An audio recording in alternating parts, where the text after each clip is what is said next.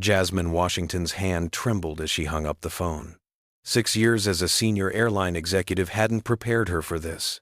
20 minutes ago, she'd fired an entire flight crew mid-boarding. Now the CEO was calling. Either her career was over or she'd just changed aviation forever. Before we dive into this incredible story, I'd love to know where you're watching from today. Drop your location in the comments, hit that like button, and subscribe to join our community of storytellers. Now, let's find out what drove this executive to make such a dramatic decision that would shake the entire airline industry. The shrill beep of an alarm cut through the darkness of Jasmine Washington's bedroom at precisely 4:30 a.m. She silenced it with practiced efficiency, already mentally cycling through the day's flight schedules at Atlanta International Airport. As Senior Operations Director for Skyroute Airlines, her mind never truly disengaged from work. Jasmine slipped into her crisp navy suit, catching her reflection in the mirror. At 42, her face showed the subtle lines of someone who'd fought for every step up the corporate ladder. From flight attendant to senior executive, she'd earned each promotion through relentless work ethic and sharp intelligence qualities that had to be twice as evident in a black woman to receive half the recognition. Another day proving I belong, she whispered to herself, a ritual affirmation that had carried her through countless moments of doubt. By 6:00 a.m., Jasmine was already at her desk in the operations center, surrounded by monitors displaying flight statuses, weather patterns, and crew assignments. Skyroute wasn't Delta or American. It was a scrappy regional carrier, fighting to carve out market share in a brutally competitive industry. What they lacked in size, they made up for in efficiency, largely due to Jasmine's leadership. Morning boss Tyler Reynolds said, placing a coffee on her desk. As her assistant for 3 years, he'd witnessed firsthand the precarious balance Jasmine maintained between authoritative leadership and the extra diplomacy required of someone in her position. Thanks, Tyler. What's our on-time performance looking like? 87% yesterday. Not bad considering the weather in Chicago. Jasmine nodded, taking a sip of coffee. The board won't be satisfied until we hit 90, especially with the quarterly meeting next week. Skyroute's financial situation remained tenuous. While they'd managed to stay profitable through pandemic recovery, their margins were razor thin. Every delayed flight, every maintenance issue, every staffing problem directly impacted their bottom line. Jasmine's operational innovations had been crucial in keeping them competitive. Her phone rang. The caller ID displayed Harold Jenkins, and Jasmine felt herself relax slightly. Harold had been her mentor since she first joined Skyroute, one of the few executives who'd recognized her potential beyond tokenism. Now, in his 60s and serving as chief strategy officer, he remained her most trusted ally. Harold, what's on your mind this early? Just checking in on the diversity report for the board meeting. Lawrence is particularly interested in our pilot recruitment numbers. Jasmine sighed. As much as she appreciated CEO Lawrence Harrington's recent push for diversity, she sometimes felt like the initiative's success rested entirely on her shoulders. We've increased minority recruitment by 18%, but retention is still an issue. The old guard doesn't exactly roll out the welcome mat. Harold's voice lowered. Speaking of the old guard, Richard Whitley has been vocal in the pilot's lounge again. Captain Richard Whitley. Just the name caused tension in Jasmine's shoulders. A 35-year veteran pilot with impeccable flying credentials and equally impressive connections to the board. He also represented everything Jasmine was working to change the entrenched old boy network that viewed diversity as a threat rather than strength. What's he complaining about now? The usual. Standards being lowered, experience being overlooked, in favor of political correctness. He's particularly upset about some of the new hires. Jasmine glanced at her calendar. Well, he'll have to adjust. The industry is changing whether he likes it or not. What she didn't say was how exhausting it was being the face of that change. The constant questioning of her decisions, the subtle insinuations that her position was due to anything other than merit. For every supportive colleague like Harold, there were 3, like Whitley, who viewed her as an unwelcome disruption to tradition. As if summoned by her thoughts, an email notification appeared on her screen. Flight crew assignments for the day had been finalized. Among them, she noticed Whitley was captaining Flight 372 to Chicago, paired with First Officer Zora Mitchell, Jasmine paused, rereading the pairing. Zora was one of their newest pilots, highly qualified, with thousands of flight hours from her Air Force career, but also one of the few black female pilots they'd recently hired. She'd never flown with Whitley before. Something about the combination sent a ripple of unease through Jasmine. She made a mental note to check in later, then turned her attention to the morning's operational briefing. Little did she know that within hours, this routine crew assignment would escalate into the biggest crisis of her career. First Officer Zora Mitchell adjusted her uniform cap as she strode through Atlanta International's bustling terminal. At 31, she carried herself with the disciplined posture instilled by 8 years in the Air Force. Despite graduating top of her flight class and logging over 4,000 hours in military aircraft, she still felt the need to project absolute confidence. As one of the few black female pilots at Skyroot or any commercial airline, she knew her competence would be questioned in ways her white male counterparts never experienced. Today marked her first week on regular rotation after completing Skyroot's training program. The airline's renewed commitment to diversity had opened the door, but Zora harbored no illusions she was here because of her exceptional qualifications not to fulfill a quota. Reaching the pilot's lounge, Zora checked the assignment board. Flight 372 to Chicago, Captain Richard Whitley. She'd heard the name mentioned in hushed tones among other new hires, a veteran pilot known for exacting standards and traditional views. "So, you're my FO today," came a voice from behind her. Zora turned to face a man in his late 50s, silver-haired, and carrying himself with the natural authority of someone who'd spent decades commanding aircraft. Captain Whitley didn't offer his hand, instead scrutinizing her with barely concealed skepticism. "First Officer Mitchell, sir. Looking forward to working with you." She extended her hand, maintaining direct eye contact. After a moment's hesitation, Whitley shook it briefly. "How many hours do you have on the Airbus?" "A 320, 200 simulator, 150 actual plus, transition training from military aircraft. Military flying is different from commercial." His tone suggested this was an insurmountable gap rather than a different skill set. "Yes, sir. That's why I've put in the extra simulator hours." Whitley nodded curtly. "We'll see. Let's get to the briefing."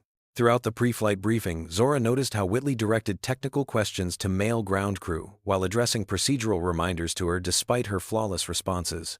The weather report showed clear conditions all the way to Chicago with moderate tailwinds that would likely put them ahead of schedule. As they walked to the aircraft for their exterior inspection, Zora maintained professional composure despite the growing knot in her stomach. This wasn't her first encounter with skepticism, but being trapped in a cockpit for 2 hours with someone who clearly doubted her abilities wasn't ideal.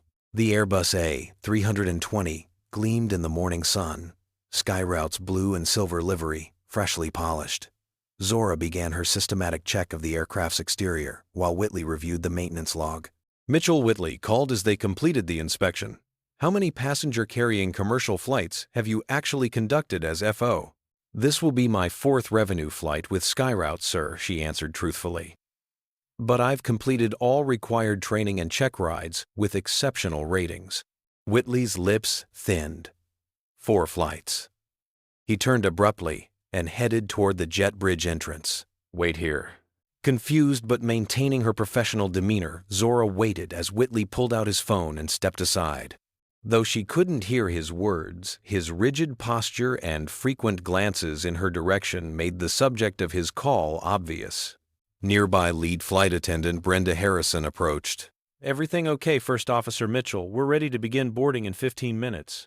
"I believe Captain Whitley is making a call to operations," Zora replied carefully. "I'm sure we'll begin cockpit prep momentarily."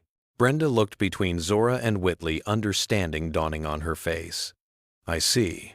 Not the first time," she murmured, before catching herself. "I'll get the cabin ready." Inside the operations center, Jasmine's phone rang. The call from gate operations was brief but concerning.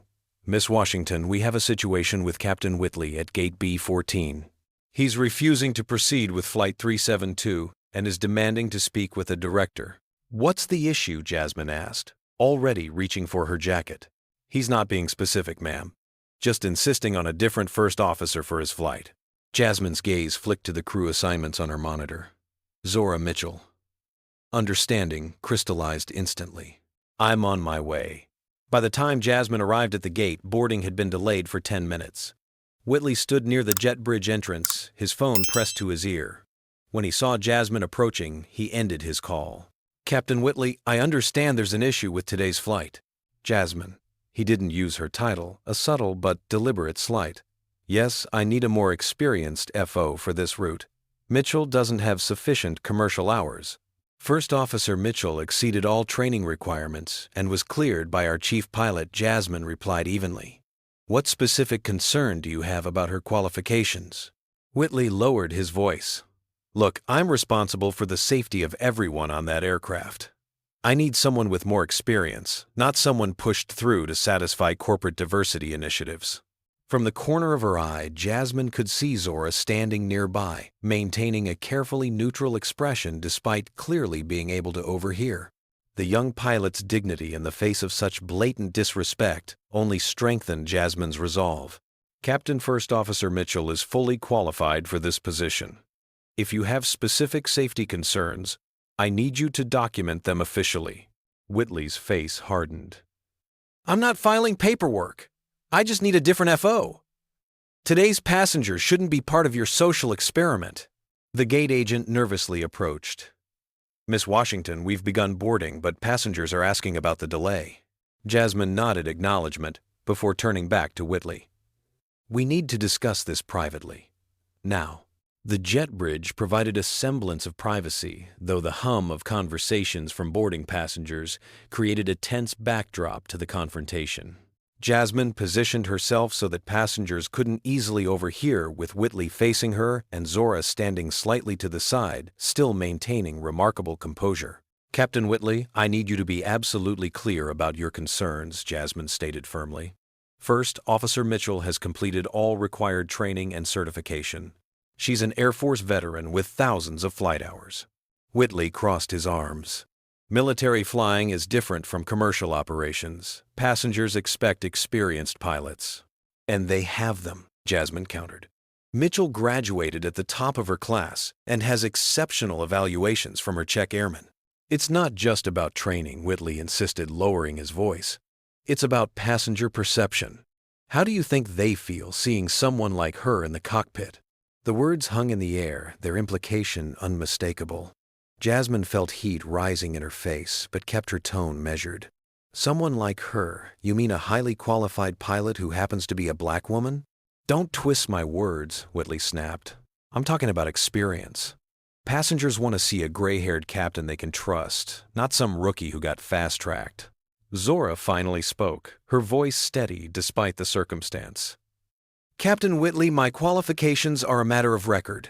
If you have specific technical concerns about my abilities, I'm happy to address them. Whitley barely glanced at her.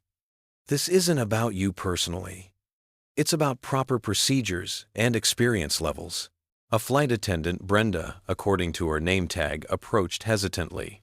Excuse me, but passengers are getting restless. Should we continue boarding? The question brought the immediate crisis into focus. Flight 372 was scheduled to depart in 20 minutes. Every minute of delay cost the airline thousands and inconvenienced hundreds of passengers. Jasmine made a swift decision. Pause boarding for 5 minutes. We're resolving a flight crew matter. As Brenda retreated, 2 more flight attendants appeared in the jet bridge, clearly curious about the delay. They hovered near the aircraft door, watching the confrontation unfold. Richard, Jasmine said, deliberately using his first name to level the conversational field. First Officer Mitchell is flying this route today. She's qualified, she's prepared, and she deserves the same professional respect you'd give any other pilot. Whitley's jaw tightened. Then find someone else to captain this flight. Are you refusing your assigned duty? I'm exercising my authority as captain to ensure the safety of this flight. Jasmine held his gaze. By questioning a qualified pilot based on criteria that have nothing to do with her abilities, by insisting on proper experience levels, he countered, "This isn't personal." Zora stepped forward. "With respect, Captain, it feels extremely personal from where I'm standing." Whitley finally turned to face her directly. "Look, you might be a fine pilot someday, but you're not ready for this route. This isn't about race." "Then what is it about?" Jasmine challenged. Because her qualifications are impeccable. The only variable here seems to be who she is, not what she can do. Passengers peered curiously through the aircraft door as the confrontation continued. Some had phones out, potentially recording the exchange. The situation was rapidly deteriorating into a public spectacle. "Final decision time," Captain Jasmine stated. "Either you fly with First Officer Mitchell as assigned, or you're removed from this flight. What's it going to be?" Whitley's face flushed with anger. "You're giving me an ultimatum. I've been flying for this airline longer than you've been in aviation, and I've been responsible for operations long enough to recognize when someone is violating our professional conduct policies. Your choice." A tense silence stretched between them. Finally, Whitley spoke with cold precision. "Either she goes, or I go." Jasmine didn't hesitate. "Then, you're removed from this flight effective immediately. Please gather your belongings." The shock on Whitley's face was momentary, quickly replaced by fury. "You can't do this." "I just did." Tyler, she called to her assistant who had just arrived at the gate. "Please escort Captain Whitley to HR for processing. We'll need a full incident report." Brenda stepped forward. "If Captain Whitley is being removed, I need to inform you that myself and the other senior cabin crew members don't feel comfortable operating this flight under these circumstances." Jasmine turned to her in disbelief. "Are you saying you're refusing to fly as well?"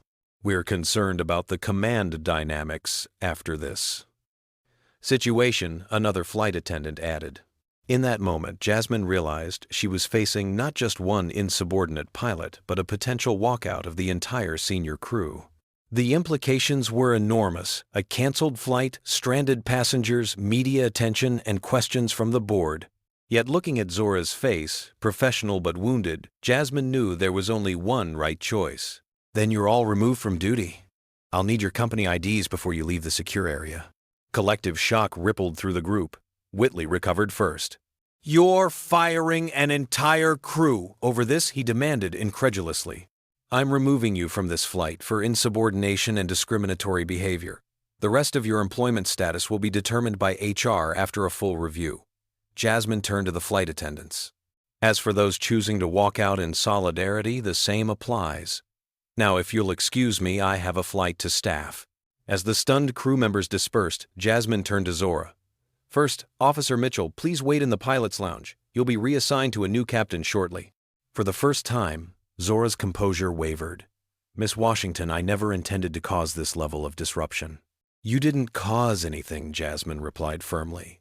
"You showed up, qualified and ready to do your job. The disruption came from those unwilling to recognize your right to be here. Now, if you'll excuse me, I need to find a replacement crew and get these passengers to Chicago." As Jasmine strode back into the terminal, her phone buzzed with a message from Harold Lawrence, heard about Gate B14. "He wants to talk, as soon as possible." Jasmine took a deep breath, knowing the next few hours would determine not just her future, but potentially the course of the entire airline. The operations center had transformed into crisis headquarters within minutes of Jasmine's decision. Dispatchers frantically called standby pilots, while crew schedulers scrambled to assemble replacement flight attendants. Every available screen displayed Flight 372's status, delayed, crew issue. "I need Captain Rodriguez if he's in the building," Jasmine instructed, her voice commanding despite the chaos. "And pull First Officer Chen from his deadhead to Denver." Tyler worked feverishly at a nearby terminal. "Rodriguez is responding. He can be at the gate in 15 minutes. Flight attendant team is being assembled now." Jasmine's phone buzzed continuously with notifications. She ignored all except the most critical calls, including one from the gate agent reporting increasingly restless passengers. "Tell them we're experiencing a crew change and will provide an update in 10 minutes. Offer meal vouchers for the inconvenience." The stakes couldn't be higher. SkyRoute couldn't afford to cancel the flight, not financially, and certainly not from a public relations perspective. Every minute of delay cost the airline approximately $75 per passenger in potential compensation, not counting the operational costs and downstream effects on connecting flights. Miss Washington called a young dispatcher. "Social media alerts are coming in. Passengers are posting about crew drama at Gate B14. Jasmine's stomach tightened. Of course someone had recorded the confrontation. In today's world, a smartphone in every pocket meant nothing remained private for long. At that moment, her phone lit up with Harold's name. "Jasmine, what the hell is happening? Lawrence is bombarding me with questions." I removed Whitley and his supportive crew members from Flight 372 after he refused to fly with Mitchell. Jesus, Harold exhaled. "You fired Richard Whitley. Do you know how many board members played golf with him last weekend?" "I removed him from the flight," Jasmine clarified. "His employment status will be determined after review. But yes, I made that call and I stand by it." The line went silent for a moment. "The CEO wants you in his office after you resolve this immediate situation. This is serious, Jasmine." "I'm aware," she replied, ending the call as Zora Mitchell appeared at the operations center entrance. The young pilot approached Jasmine cautiously. "Miss Washington, I should remove myself from today's rotations. My presence is clearly causing disruption." For a brief moment, Jasmine recognized her younger self in Zora, the familiar burden of feeling responsible for others' prejudice, the instinct to shrink rather than stand firm. It strengthened her resolve. "Absolutely not. You're qualified, you're assigned, and you'll fly today. Just with a different captain." Zora hesitated. The passengers saw what happened. Won't my presence just create more tension? Before Jasmine could respond, Tyler interrupted. "Miss Washington, I've found something you need to see." He handed her a tablet displaying personnel records. "I pulled Whitley's file. This isn't the first incident." Jasmine quickly scanned the documents, her expression darkening. 3 previous complaints from female and minority crew members, all carefully buried in bureaucratic language and resolved with minimal documentation. The pattern was unmistakable. Why wasn't this flagged during reviews, she demanded. Tyler looked uncomfortable. The incidents were classified as professional disagreements rather than discrimination complaints. They were handled by the previous HR director, the one who played golf with the board members. The revelation only strengthened Jasmine's conviction, even as her professional anxiety mounted. If Whitley had connections deep enough to bury multiple complaints, the political fallout from today's decision could be devastating. Her phone buzzed again, a text from Skyroute's legal counsel requesting an urgent briefing. First Officer Mitchell, Jasmine said firmly, "Return to the gate. You'll be flying with Captain Rodriguez today. This incident wasn't about your qualifications, and I won't allow it to derail your career." As Zora left, Tyler lowered his voice. "The replacement crew will be ready in 15 minutes. But there's another issue. Passenger videos are already appearing online. One has over 1,000 views already." Jasmine closed her eyes briefly. The public relations nightmare was beginning. "We need to get that flight in the air. Then I'll deal with the fallout." What would you do in Jasmine's position? Would you stand firm against discrimination, even if it meant risking your career? Comment number 1, if you believe she made the right decision firing the crew. Or number 2, if you think she should have found a compromise to keep the flight on schedule. Like and subscribe to support stories about people fighting workplace discrimination.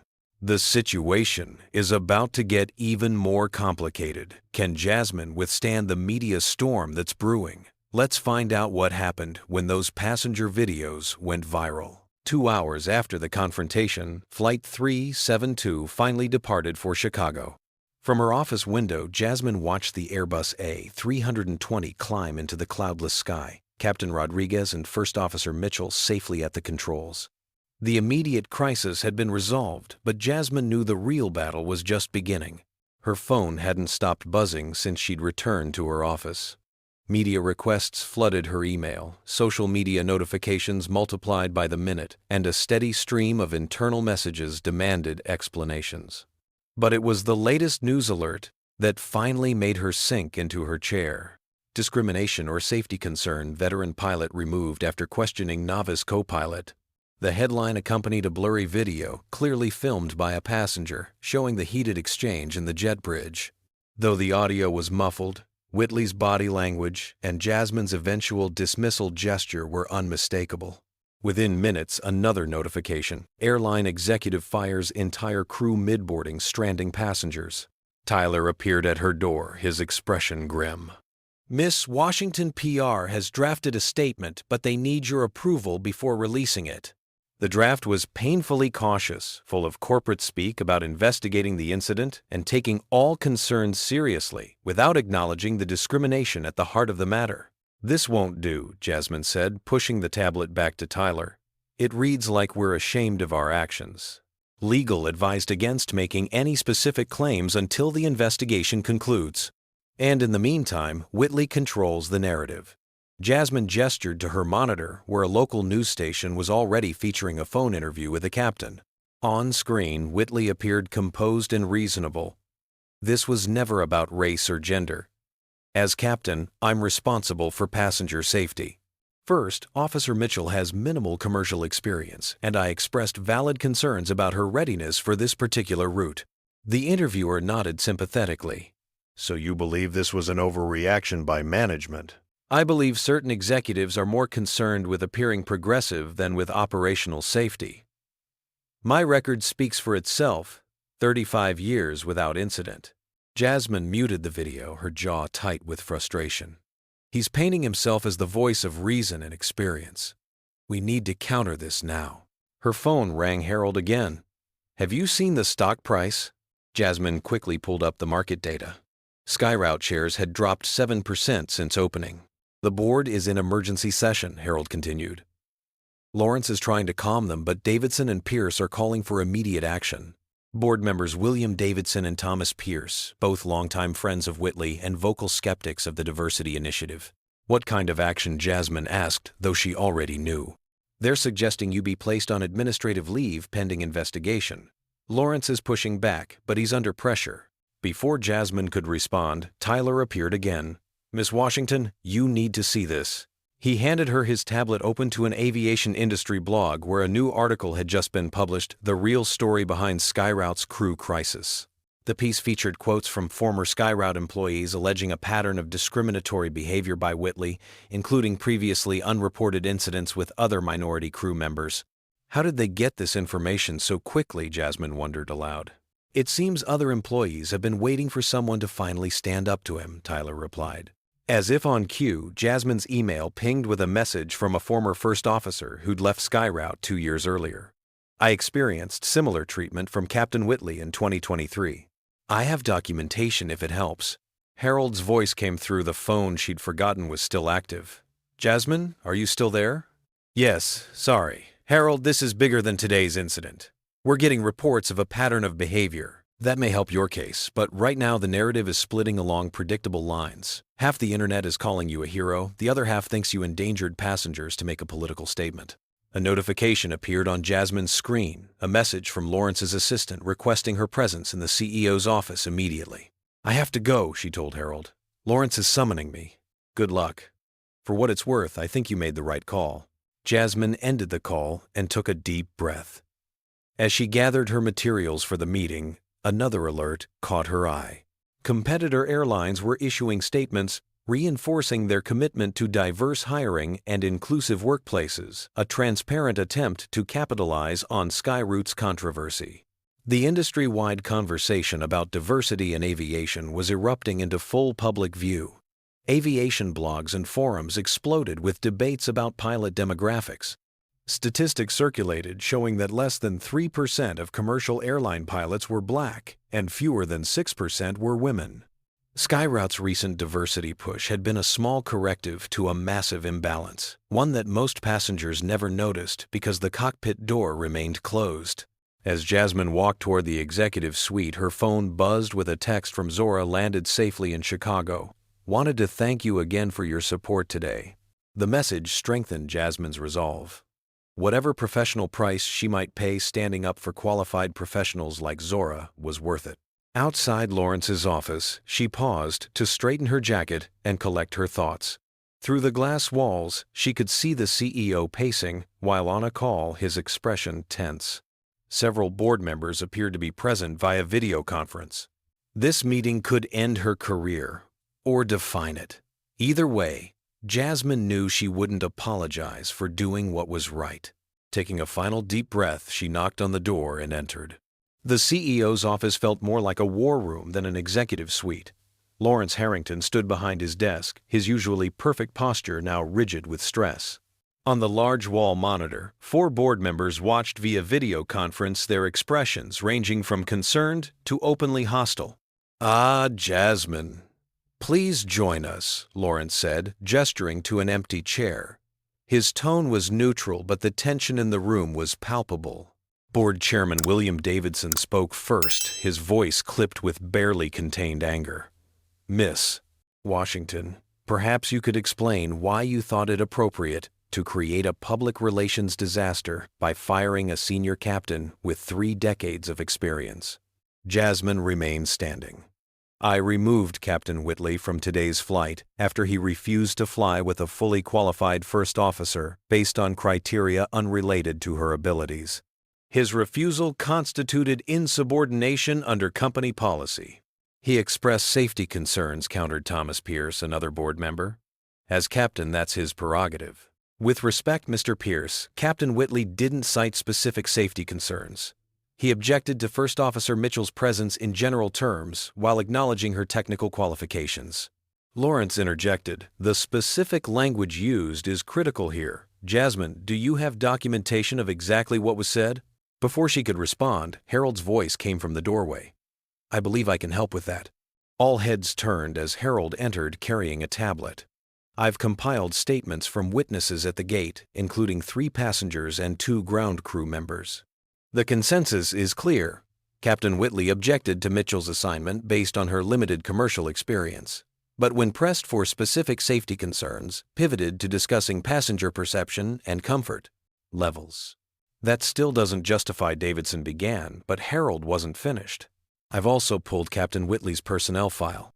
There are 3 previous incidents where female or minority crew members filed complaints about his behavior. All were classified as professional disagreements rather than discrimination cases. Those were resolved through proper channels," Pierce argued. "They were buried," Harold corrected, his voice sharp. "And if Miss Washington is placed on leave for enforcing our own policies against discrimination, I'll tender my resignation immediately." Silence fell over the room. Harold Jenkins wasn't just any executive. As chief strategy officer and one of the company's longest-serving leaders, his departure would send shockwaves through the organization and the industry. Lawrence cleared his throat. "No one is suggesting immediate disciplinary action. We're simply trying to understand the situation fully." "Are we?" Jasmine finally spoke again. "Because it seems we're more concerned with appeasing a pilot who violated our policies than supporting the executives who enforce them." She opened her laptop and displayed a presentation she'd prepared during the flight delay. "I've compiled data on our diversity initiatives over the past 18 months. We've increased minority hiring by 18%, improved retention by 12%, and reduced discrimination complaints by 23%. These aren't just social achievements, they're business successes." The presentation shifted to financial data. Every discrimination lawsuit cost this airline an average of $250,000 in settlement and legal fees. Toxic workplace culture costs us approximately $800,000 annually in turnover expenses, and that's before considering the competitive disadvantage in recruitment. Lawrence studied the figures with interest, while the board members shifted uncomfortably. "There's another factor to consider." Jasmine continued displaying a new slide, the Parker government contract. This caught everyone's attention. SkyRoute had been shortlisted for a lucrative government transportation contract worth millions. The selection criteria included diversity metrics and anti-discrimination policies. If we publicly undermine our own diversity initiatives by failing to address clear policy violations, we risk losing our competitive position for this contract. The calculus visibly shifted in the room. What had been framed as a social justice issue was suddenly a business imperative. Board member Elena Rodriguez, who had remained silent until now, finally spoke. "Miss Washington makes a compelling case. But there's still the matter of Captain Whitley's legal response. His attorney contacted us an hour ago, demanding reinstatement and threatening a wrongful termination suit." "Let him sue," Harold stated flatly. "Discovery works both ways. I'm sure he'd love to have those previous complaints examined in court." Lawrence held up his hand. "Let's not get ahead of ourselves. The immediate question is how we respond publicly while the internal review proceeds." "I recommend transparency," Jasmine said. We state clearly that Skyroute does not tolerate discrimination, that all our pilots meet rigorous qualification standards regardless of background, and that we're reviewing the incident according to established policies." Davidson scoffed. "And admit potential wrongdoing, that's asking for litigation." "Upholding our values isn't admitting wrongdoing," Jasmine countered. "It's demonstrating integrity." Lawrence studied her for a long moment, then turned to his assistant. "Susan, please ask everyone to give Miss Washington and me the room. We need to speak privately." As the others filed out, Jasmine remained standing, preparing herself for whatever came next, perhaps a request for her resignation, or at minimum a directive to issue a public apology. When the door closed, Lawrence's formal demeanor dropped. He sank into his chair with a heavy sigh. "Do you have any idea what kind of political nightmare you've created?" he asked. His voice, quiet but intense. "Half the board plays golf with Whitley. He has connections throughout the industry." "I'm aware," Jasmine replied simply. "And you still made that call." "I did what our policies required, what our values demanded." Lawrence was silent for a moment, studying her with an unreadable expression. Then, unexpectedly, he laughed a short, surprised sound. "You know, when I promoted you to operations director, several board members questioned whether you had the decisiveness needed for the role." He made air quotes around the word, implying it had been a coded critique. "I believe you've answered that question definitively." Jasmine remained cautious. "So, you're supporting my decision?" "Let me be clear, this situation is a management and PR nightmare."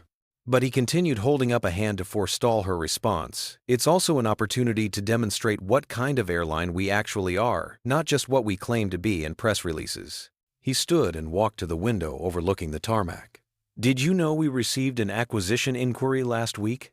The abrupt change of subject caught Jasmine off guard. "No, I didn't."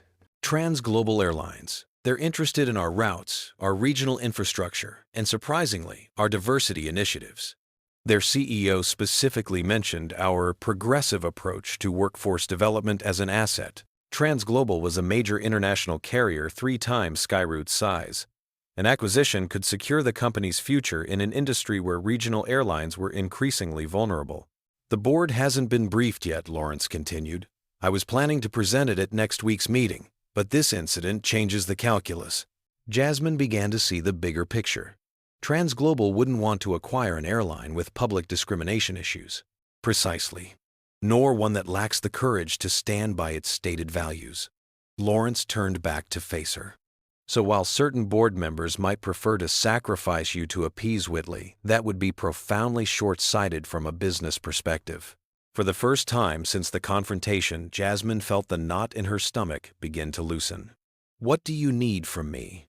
"A full report on the incident documentation of any pattern of behavior from Whitley, and a proposal for strengthening our anti-discrimination policies. Not as punishment or reaction, but as organizational improvement." "I can have that by morning." "Good," Lawrence nodded.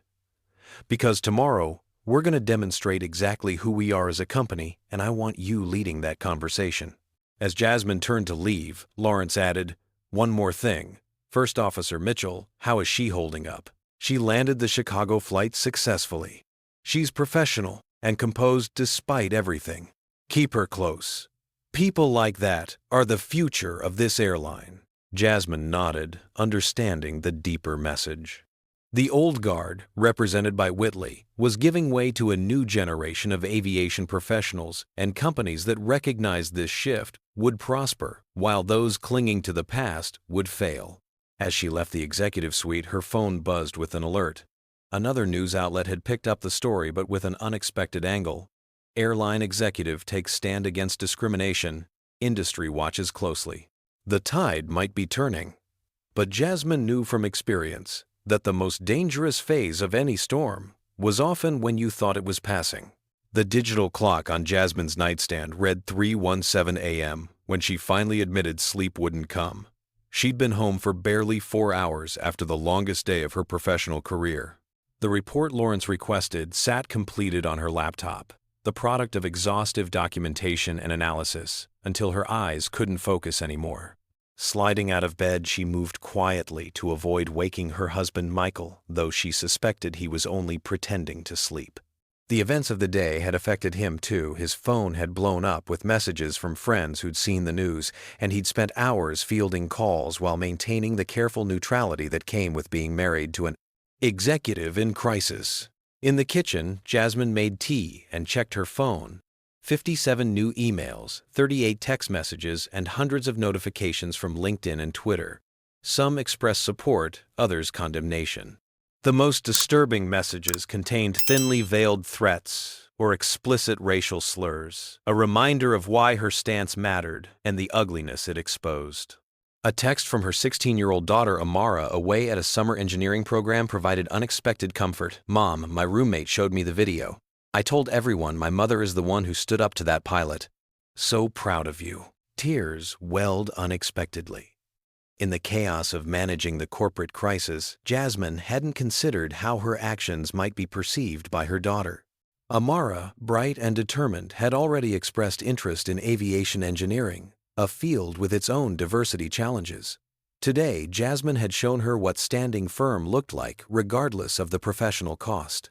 Her phone rang, startling her in the quiet house. The caller ID showed Zora Mitchell. First Officer Mitchell. Jasmine answered, keeping her voice low. "It's quite late. Miss Washington, I'm sorry to call at this hour." Zora's voice carried the tightly controlled emotion of someone working hard to maintain composure. "I needed to speak with you before tomorrow." "Is everything all right?" "No," Zora admitted. "I've been considering resigning my position." Jasmine straightened. "That's precisely what Whitley wanted.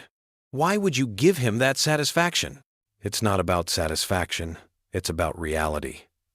Exhaustion tinged Zora's words. "I've received dozens of messages from other pilots questioning my qualifications, suggesting I got special treatment. Some passengers from today's flight posted online that they felt uncomfortable knowing I was in the cockpit. The scrutiny is overwhelming." Jasmine understood the burden all too well. The spotlight will move on Zora. But if you resign, you validate every doubt and reinforce the barriers for the next black woman pilot. Is that fair, placing the weight of representation on my shoulders when I just want to do my job? No, it's not fair, Jasmine acknowledged. It's never been fair. But we don't advance by retreating. Silence stretched between them, filled with unspoken understanding of the additional tax paid by pioneers. The constant pressure to be perfect, to represent not just yourself, but everyone who looks like you. "Captain Rodriguez said something interesting today," Zora finally continued. "He said in 30 years of flying, he'd never seen Whitley question a white male pilot's qualifications, no matter how new they were. That doesn't surprise me. He also said 3 other pilots have reached out to him with similar experiences involving Whitley. They never reported them officially because they didn't think anything would change." This confirmed what Jasmine had begun to uncover in her investigation. Would those pilots be willing to provide statements? I think so. They're watching how the company handles this situation. As they spoke, Jasmine's email pinged with a new message. A former Skyroute first officer who'd left for another airline 2 years ago had sent a detailed account of harassment by Whitley that had never been formally reported. "The dam is breaking," Jasmine murmured. "Others are finding the courage to speak up because you stood your ground today." "That doesn't make it easier to face tomorrow," Zora replied softly. "No, it doesn't, but it makes it more important." Jasmine paused, considering her next words carefully. "When I started as a flight attendant, my instructor told me something I've never forgotten. Turbulence is uncomfortable, but rarely dangerous. The best pilots don't avoid turbulence. They learn to navigate through it." The metaphor hung between them, pilot to executive, woman to woman, navigating different but parallel paths through the same storm. "Get some rest, First Officer Mitchell. Tomorrow will be turbulent, but we'll fly through it together." After ending the call, Jasmine noticed a text from Harold. "Check your email. You'll want to see this before morning."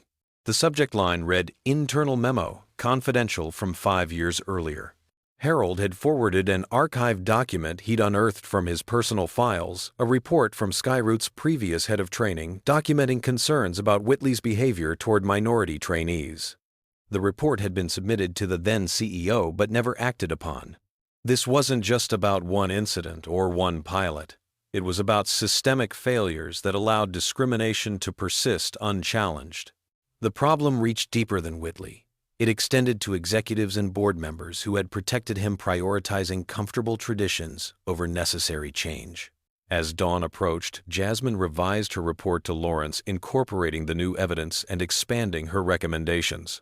This wasn't just about disciplining one pilot anymore. It was about transforming the culture that had enabled him. Her phone rang again, an unfamiliar number with a Washington, D.C. area code. Jasmine Washington speaking. Miss Washington, my name is Elaine Roberts. I'm an attorney with the National Aviation Equality Coalition. Jasmine sat straighter. The NAEC was a respected civil rights organization focused on discrimination in the aviation industry. What can I do for you, Miss Roberts? Actually, I'm calling to offer our support. We've been monitoring the situation with Captain Whitley, and we believe your actions represent precisely the kind of leadership the industry needs. The conversation that followed opened new possibilities. Jasmine hadn't considered potential allies beyond Skyroute industry-wide implications and the opportunity to turn a crisis into meaningful change.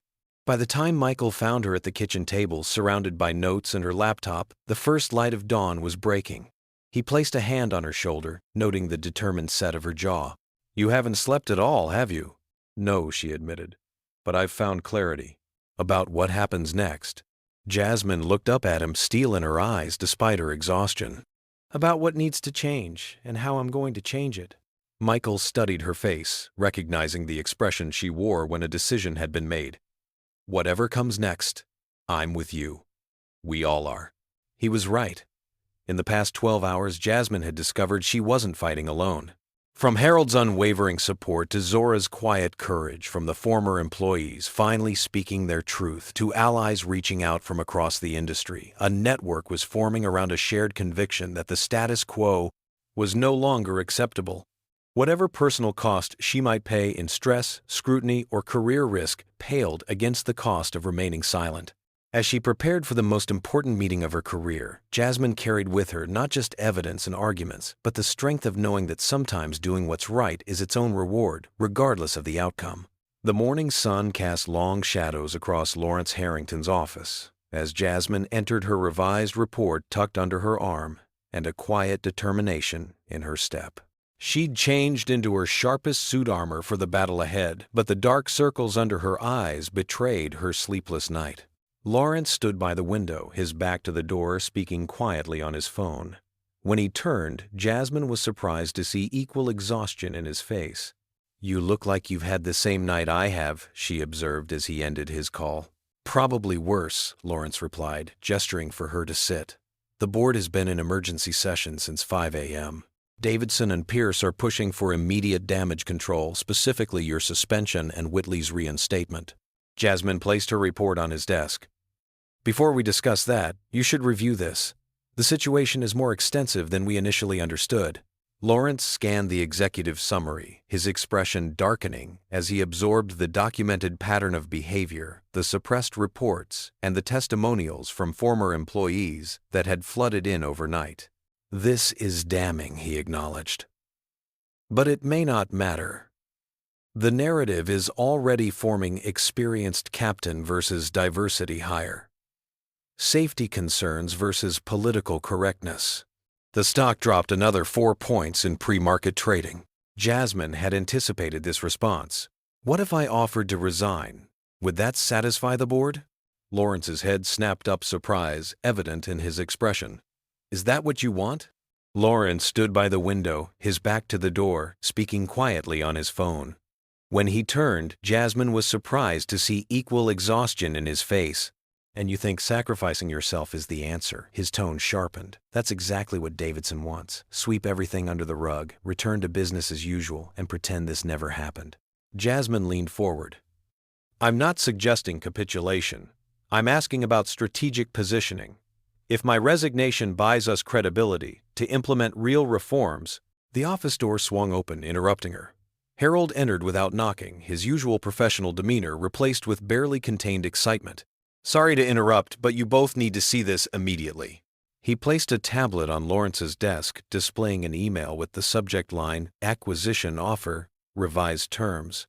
It was from Transglobal Airlines CEO. Lawrence scanned the email, his eyes widening. They've increased their offer by 12%. Keep reading. Harold urged. As Lawrence continued, his expression shifted from surprise to calculating assessment. They specifically cite our demonstrated commitment to diversity and inclusion as adding value to their brand. They've moved up their timeline and want to announce the deal next week. That's not all, Harold added. Check your email. We're combating. The Department of Transportation just confirmed we're their preferred candidate for the Parker contract, pending final review of our anti-discrimination protocols. Jasmine struggled to process the rapid shift in circumstances. When did all this happen? Overnight, Harold replied. TransGlobal's CEO personally called me this morning.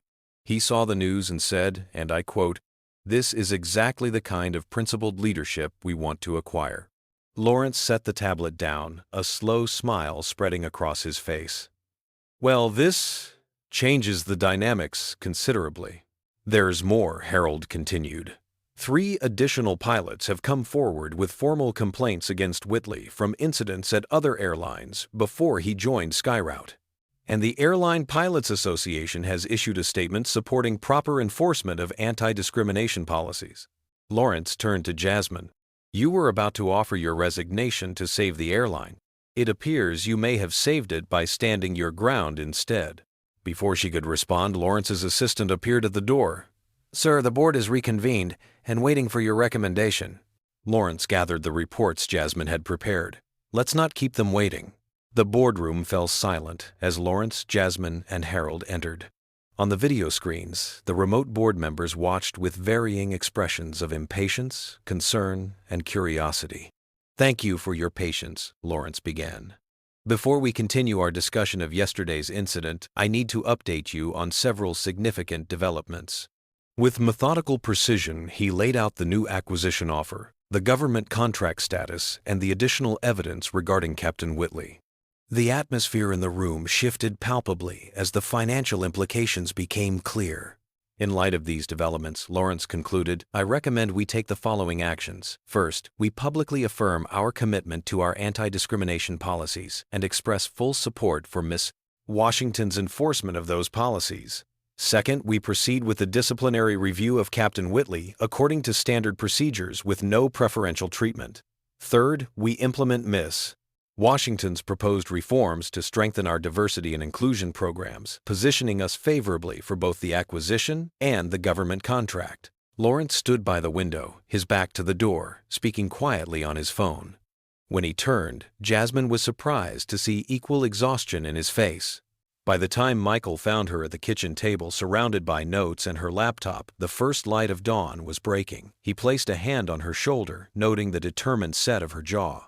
Board member Elena Rodriguez, who had remained largely neutral in earlier discussions, nodded thoughtfully. From a purely business perspective, standing firm appears to be the most advantageous position. Davidson's expression remained sour, but he offered no further objection. The calculus had shifted from personal loyalties to fiduciary responsibilities. Then I believe we have our path forward, Lawrence stated, looking around the table. Unless there are objections. The silence was answer enough. As the meeting concluded, Jasmine remained seated, processing the dramatic reversal of fortune. What had seemed like a career-ending stand on principle had transformed into a pivotal business decision with far-reaching implications. Harold touched her shoulder lightly. Not quite what you expected when you removed Whitley from that flight, is it? No, she admitted. I was prepared to lose my job. I wasn't prepared to reshape the company's future. Lawrence approached as the last board members filtered out. The press is clamoring for a statement. I'd like you to deliver it. By the time Michael found her at the kitchen table, surrounded by notes and her laptop, the first light of dawn was breaking. He placed a hand on her shoulder, noting the determined set of her jaw. Perhaps. But this moment isn't just about corporate policy. It's about visible leadership and authenticity. You made the decision that brought us here. You should be the face of where we're going. As they walked together toward the press briefing room, Lawrence added quietly, By the way, that resignation you were about to offer, I wouldn't have accepted it. No. Because leaders who stand by their principles, even when it's difficult, are precisely the ones you need during transformation. And make no mistake, Jasmine transformation is exactly what's coming. The press room buzzed with reporters and cameras. As Jasmine stepped to the podium, she caught sight of Zora Mitchell standing at the back of the room, still in her pilot's uniform. Their eyes met briefly, leader to leader, acknowledging the path they were forging together. Taking a deep breath, Jasmine began to speak. Yesterday, Skyroot Airlines faced a choice between comfortable tradition and necessary progress. Today, we're choosing progress decisively and unapologetically. As she continued outlining the company's commitment to equal opportunity and professional standards for all employees, Jasmine realized that the true turning point wasn't the incident itself, nor the unexpected business implications that followed. It was the moment she decided that principles mattered more than popularity, that doing what was right outweighed doing what was easy. Not explicitly, Lawrence replied carefully, but TransGlobal has made it clear they value our demonstration of corporate integrity. Reversing course now would likely jeopardize both the improved terms and possibly the deal itself. 6 months later, Jasmine stood on the observation deck overlooking the main terminal at Atlanta International. The morning sun glinted off a freshly painted Skyroute Airlines aircraft, now bearing the additional TransGlobal Airlines logo after the successful acquisition. The merger had proceeded more smoothly than anyone anticipated, with Jasmine's promotion to Executive Vice President of Operations, giving her unprecedented authority to implement the reforms she'd envisioned. Quite a view, isn't it? Harold joined her at the glass, hands clasped behind his back. In the months following what employees now called the Whitley incident, he had become her closest ally in navigating the corporate transformation. It's not just the view, Jasmine replied. It's what it represents. Below them, the terminal bustled with activity. Skyroute's distinctive blue uniforms moved purposefully through the crowds, worn by a visibly more diverse workforce than 6 months earlier. The company's new mentorship program, spearheaded by Zora Mitchell, had already begun attracting minority candidates who previously wouldn't have considered aviation careers. The quarterly numbers came in, Harold said. Applications from qualified minority candidates are up 68%. Retention has improved across all departments, and employee satisfaction scores are the highest they've been in 5 years. And the financials, Jasmine asked, though she already knew the answer. Harold smiled. Ahead of projections. Turns out principles can be profitable when you commit to them fully. The journey hadn't been without challenges. Richard Whitley had indeed filed a wrongful termination lawsuit backed by a few remaining allies from the old guard. But faced with overwhelming evidence of his pattern of behavior, the courts had dismissed the case. The legal victory had further validated Jasmine's decision and strengthened the company's new direction. More surprisingly, several former critics had become valuable allies in the transformation.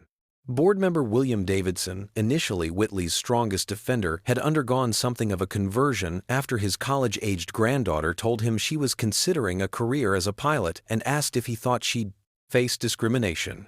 He placed a tablet on Lawrence's desk, displaying an email with the subject line, "Acquisition Offer, Revised Terms." It was from TransGlobal Airlines CEO. "Admiring your handiwork," Reyes asked, with a smile gesturing toward the busy terminal. "Just reflecting on how much can change in 6 months," Jasmine replied. "Speaking of change," Lawrence said, Aviation Weekly wants to feature you in their Leadership in Transformation issue. They're particularly interested in how the incident became a catalyst for industry-wide conversations about diversity in aviation. Jasmine had grown more comfortable with the public attention, recognizing it as a platform rather than a spotlight.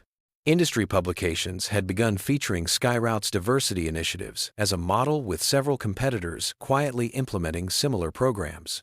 "I'll speak with them, but we should make sure Zora is included. Her perspective is equally important." At the mention of her name, Jasmine spotted Zora walking confidently through the terminal below, now wearing the 4 stripes of a captain on her shoulders. Her promotion had come through last month, earned through merit and performance rather than any special consideration. "Captain Mitchell's first flight as command pilot departs in an hour," Harold noted, following Jasmine's gaze. Flight 372 to Chicago, ironically enough. The symbolism wasn't lost on any of them. The same route that had sparked the confrontation 6 months ago would now be captained by the very pilot whose qualifications had been questioned. The full circle moment represented everything they'd worked to achieve. "I should get back to my office," Reyes said. "The integration team needs input on the training standardization proposal." As he and Lawrence departed, Harold lingered with Jasmine at the window. "You know, when you removed Whitley from that flight, I thought you were committing career suicide," he admitted. "I supported you because it was right, not because I thought it would succeed." "I felt the same way," Jasmine acknowledged. "I was prepared to lose everything." "Instead, you gained an airline," Harold chuckled. "The universe has a strange sense of humor sometimes." Jasmine watched as Captain Mitchell conducted her pre-flight walk-around inspection below, methodically checking every aspect of the aircraft she would command. Several passengers watched from the terminal windows, perhaps recognizing her from the news coverage that had made her something of an aviation celebrity. It was never about gaining power, Jasmine reflected. It was about removing barriers for her, for others like her, for everyone who deserves an equal chance to prove their abilities. "Mission accomplished, then?" Harold asked. "Mission begun," Jasmine corrected. "We've changed policies and practices, but culture takes longer. This is just the first step." An announcement echoed through the terminal. SkyRoute Airlines, operated by Transglobal Flight 372 to Chicago, is now boarding at Gate B14, the same gate where it had all started. Jasmine smiled at the coincidence. "I should get to the ceremony," she said, checking her watch. "The new training center, ribbon cutting, starts in 20 minutes. The state-of-the-art facility represented one of the most visible aspects of SkyRoute's transformation. A $12 million investment in simulator technology and training programs specifically designed to create pathways for underrepresented groups in aviation. As Jasmine made her way through the terminal, several employees greeted her with newfound respect. The crisis that might have ended her career had instead cemented her reputation as a principled leader, willing to stand firm when it mattered most. Outside Gate B14, she paused to watch as Captain Mitchell boarded the aircraft. Through the cockpit window, she saw Zora settle into the left seat, the captain's seat, with the natural confidence of someone who belonged there without question. A passenger approached, Jasmine, recognition dawning on her face. "You're the executive who stood up for that female pilot, aren't you?" "Yes," Jasmine acknowledged, simply. "My daughter wants to be a pilot," the woman continued. "She's 15. After seeing that story, she put a poster of Captain Mitchell on her wall. Thank you for showing her it's possible." As the woman continued to her gate, Jasmine felt the full weight of what they'd accomplished. Beyond policies and promotions, beyond corporate structures and financial metrics, they'd changed something more fundamental. They'd expanded the realm of what seemed possible for the next generation. Through the window, she watched as Flight 372 pushed back from the gate, Captain Mitchell at the controls. As the aircraft taxied toward the runway, Jasmine reflected on the question that had haunted her 6 months earlier: was a principle worth a career? The answer had proven to be more complex than she'd imagined. By standing firm for what was right, she hadn't sacrificed her career, she'd elevated it. More importantly, she'd helped create space for others to rise alongside her. As Captain Mitchell's aircraft lifted smoothly into the sky, Jasmine felt a sense of completion. Not an ending, but a beginning for SkyRoute, for the industry, and for every person who would now find the path a little more open than before. Some moments define not just careers, but legacies. 6 months ago, in a split-second decision at Gate B14, Jasmine Washington had found hers. This story illustrates several powerful truths about confronting discrimination in the workplace. First, standing up for what's right often requires immense courage and the willingness to risk personal consequences. Jasmine was prepared to sacrifice her career to uphold principles of fairness and equality, showing that true leadership means doing what's right even when it's difficult. Second, systemic change rarely comes without resistance. The entrenched culture represented by Captain Whitley didn't develop overnight, and dismantling it required more than one action. It demanded sustained commitment and structural reform. Third, allyship matters profoundly. Harold's support, Lawrence's eventual backing, and the testimonies from others who had experienced similar discrimination all contributed to turning an individual stand into a movement for change. Perhaps most importantly, this story reminds us that progress often begins with a single moment of courage. By refusing to accept discrimination, Jasmine not only changed SkyRoute Airlines, but created ripple effects throughout the industry, opening doors for countless others facing similar barriers. Sometimes, the most significant transformations begin with one person simply saying, "This is wrong, and I won't allow it to continue." What discriminatory situation have you witnessed in your workplace or community? Did you speak up or stay silent, and how did that choice affect you? Share your experience in the comments. If this story about confronting racism inspired you, please like, subscribe, and share with someone who might need courage to stand against discrimination. Thank you for joining us in exploring these important conversations about creating more inclusive environments for everyone. Together, we can make a difference by refusing to accept the unacceptable.